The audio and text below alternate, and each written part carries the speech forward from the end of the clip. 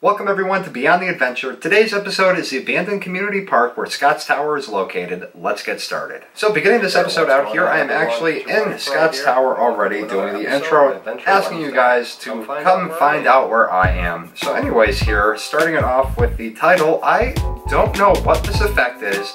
I don't know what was going on. I don't know why it's shaking and everything and why or how it got synced up to the music, but anyways, I like how it worked and I've never been able to duplicate it since then, so I don't know what I did. Anyways, driving up to Scotts Tower here. It is located in Community Field, Anniversary Field is the original name of it, I believe. Anyways, this park up here in the past 10 or so years has undergone significant renovations. This does not look anything like it used to when I was a kid. There was never a rotary there. There's actually this very large wooden train and there was this huge playset that you could play around, and there was a little water, like, it looked like a giant like daisy, and it shot water out from the top of it, and there was like a little pool there that you could play in, and there was all these different overhangs and gazebos and stuff that you could go picnicking at. You could also drive up this road here. I used to go to this place all the time with my grandfather. He would take me up here, we'd go around for walks, and we'd go driving through here. You used to be able to drive. There were different picnic tables set up and everything like that. Sometime, I want to say around 9/11, they closed off the top part of this park and closed up Scotts Tower. They closed the gate on it. They put a lock on the gate. That didn't really last long because people broke into there. Anyways, after they had closed up the top section of the park, they really let the rest of the park go to waste. I mean, the whole thing was falling apart. The benches were falling apart. You know, it was just people were going up there at night and breaking things and driving through the field and destroying the grass and everything. So they tore down the playground equipment. They tore down the wooden structure, and then they turned it all into a field again. Then they put this long concrete path all the way around, concrete or asphalt path all the way around the park so that you can walk your dog. They also put a little area for dogs to go play and interact with each other, and then they built a new playground there, installed a bunch of security cameras, installed that rotary in there, which I'm not really too sure why they put that in there other than to try to mitigate people speeding through there. There are two gates that you can enter on the park end of it, not talking about up here. Look at that big blue jay that's up there. So anyways, there's two gates, and for some reason or another, they always leave one of the gates closed in the winter months. Or one of the gates always closed in the summer months, and it's only open in the winter, which is kind of weird because when you go out of that other gate, all the streets there are like a good 45 degrees tilted downwards. I mean, these are some pretty steep hills that are over there.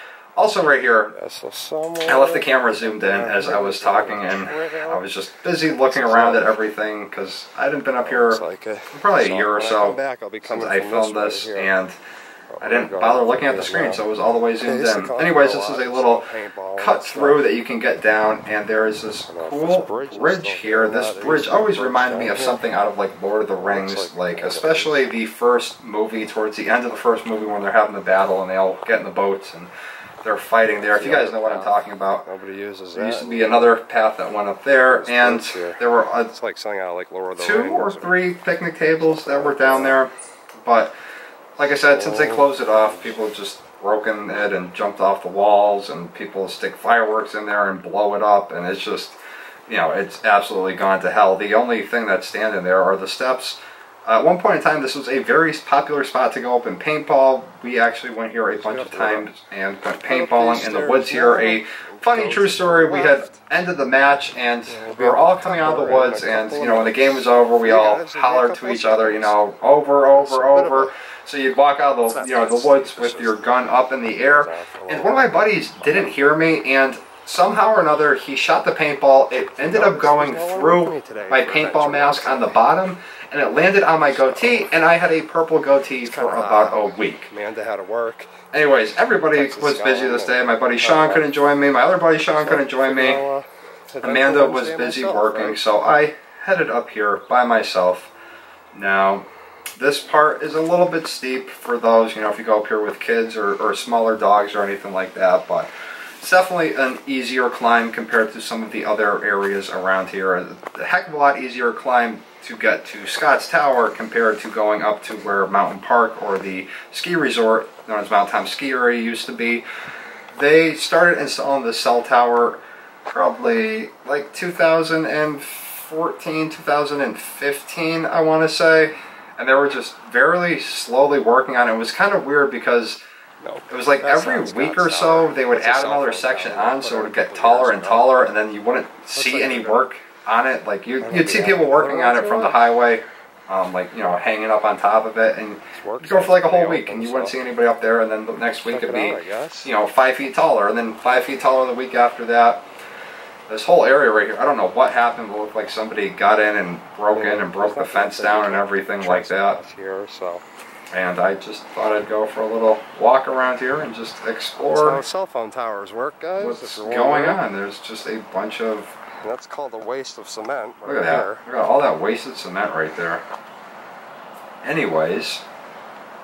Verizon, apparently this is their tower. Can you hear me now? But you should be able to. Funny story, actually.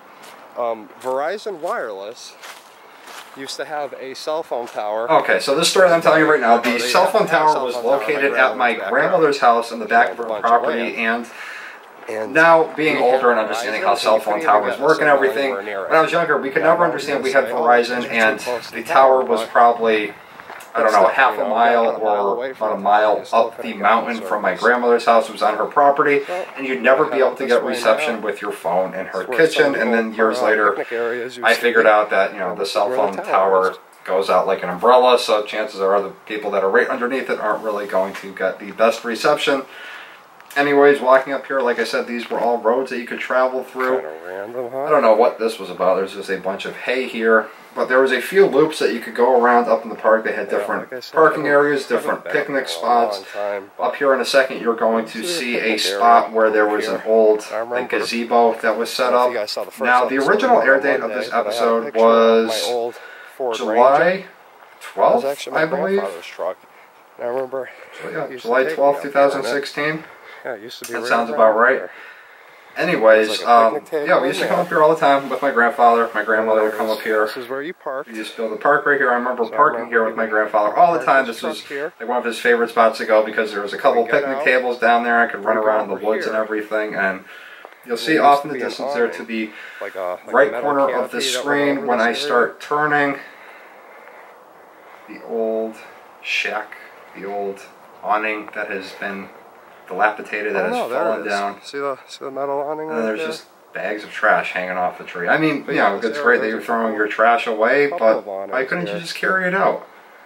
You know, why leave the trash there? There's clearly not going to be any city trucks that go up there and collect household trash. So I was kind of sketched out to go in there. There's just, you know, there's quite a bit of snakes up there. I'm not a big fan of snakes. But yeah, I just figured with the heat being on the metal, that is a spot that they would like to hang out. Here for a little bit so we could relax and in a second here, I'm going to head up to where the Scott's Tower is, or where Scott's Tower is. Now, Scott's Tower was originally used as a fireman's watchtower back in the day, and now it's, like I said, it's just abandoned. All these roads are abandoned, everything's overgrown. Now this, like these roads here look more, or look in worse shape than the roads on the Quabbin episode, which is the episode that I showed you guys this morning. I'll put the link up above or down below in the description if you want to check that out. That's where we went to an abandoned ghost town up at the Quabbin. But more benches in there. The abandoned ghost town at the Quabbin, that's been closed since, I think it was like the 1930s or something like that. This has only been closed for, you know, 16, 15 years or so, and just the asphalt, just everything. Nature really took over in here. I think it probably would have done some good for the park to have, you know, people in there cleaning it up here or there. I don't understand. It's right next to a highway. It's a very large park. You can still see some of the painting in the road to divide the two sides of the street. I just don't understand why our town can't go up there, spend, you know, I can't imagine it would cost that much money to clear out a couple of spaces. Oh, right here in the chin. Here. I had like a goatee. I'm telling you guys the paintball story that I was just talking about a minute ago.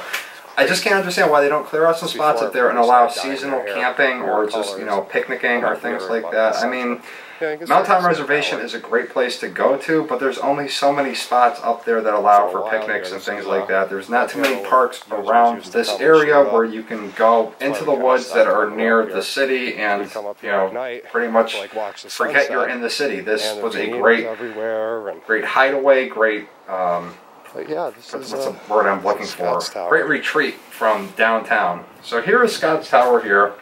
There's like this lower tier, this retaining wall. You step up there, and there's a spiral staircase that goes up. There's one level that you can get out and walk around on. Yeah, you used to be able to drive up around here. And you see, like I said, all this spot here, you're able to drive around. It was a rotary, and you could go off to different spots in the park from there. They put a gate on it. So they put a gate up on here, and I don't think that gate lasted more than a month. And just people were ripping it apart. And every once in a while, you'd come back here, and the gate would be closed up again, and you'd come back, you know, a month later, and that sign said 5-minute parking or something like that. Yeah, that sign up at the top, if I remember correctly, it said like 5-minute parking or 10-minute parking.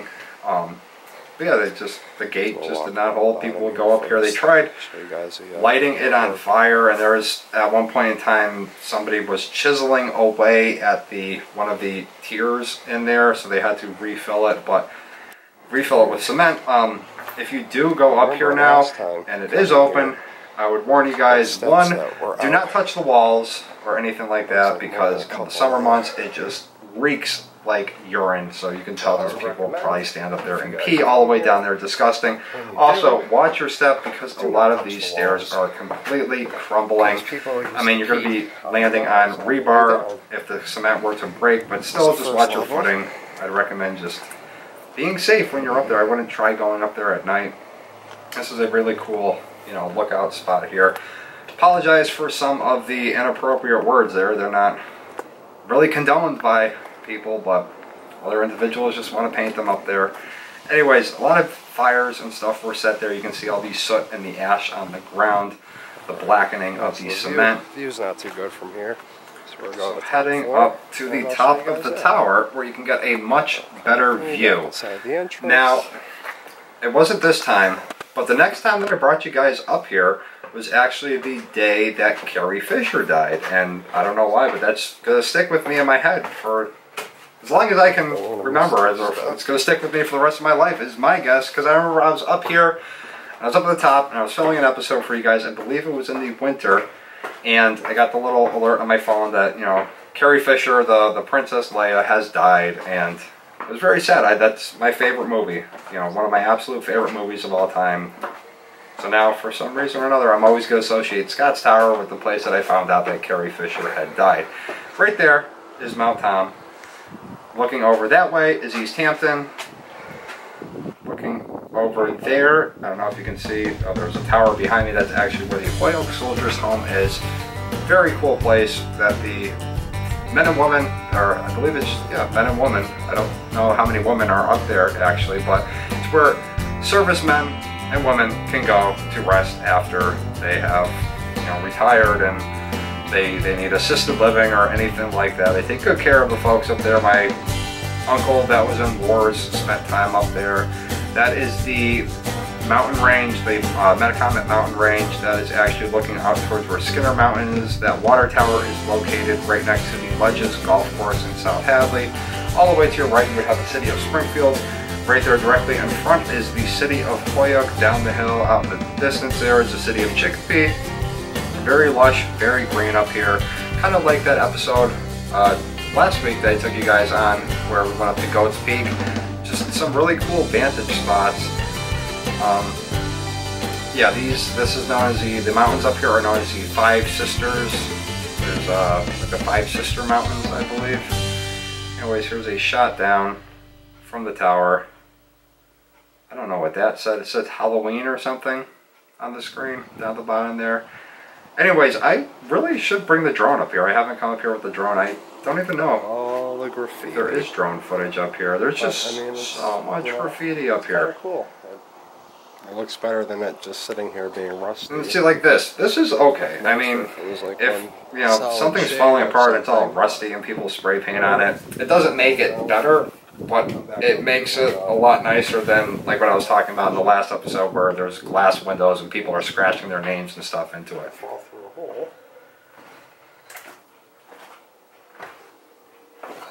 And I think, like I said, right here. Don't touch the walls. So I'm just reiterating that. I always thought these were cool, these windows that you could look out. It just reminded me of being like in a castle or something like that. Now, here I am, heading back down the stairs. Sped this up a little bit. So no, I'm not running, but you can see that one step that's missing. That does throw you off because these are kind of like a step and a half.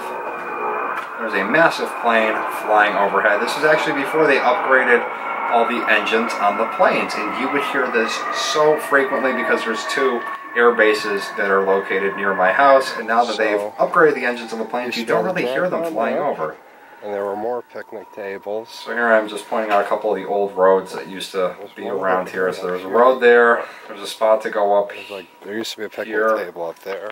You can see there's like 3 or 4 different sets of steps that will take you up to the gate on the tower. Now, I can't remember if when I was a kid, Scott's Tower had a gate on it. Like, I'm thinking more and more that it did when I'm trying to remember this right now. Look at that chipmunk. He's just hanging out there on the stick. Oh, and he jumped off into the woods. Bye-bye, Scott's Tower. See you again sometime soon. Oh my god. Pokemon Go. This was like right when that game released. That's another thing I want to talk to you guys about today on Adventure Wednesday. This is a new game, Pokemon Go. Being a 90s 2 years, that's crazy. 2 years ago that game came out. Thing in my life. This new game that came out.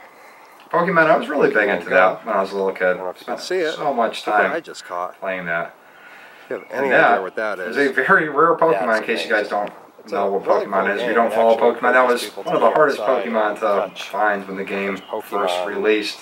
Imaginary Pokemon. It was cool though. I mean, you know how many people got outside and got to parks and met new people, and then they had all those weird things like Pokemon Go murders and robberies and suicidal jumps and people falling off cliffs, and just the game got a little too out of hand. This used to be the road. But anyways, this was just like the main road, because before I cut through the woods there and went up the bridge. So this was the main road that you would have followed, going all the way up, and then you go to all different areas, go around the rotary that was Scott's Tower, or head back down.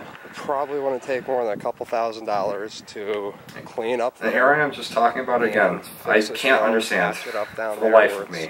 There's so many community preservation grants and funding and stuff like that. Why the city wouldn't jump on something like this?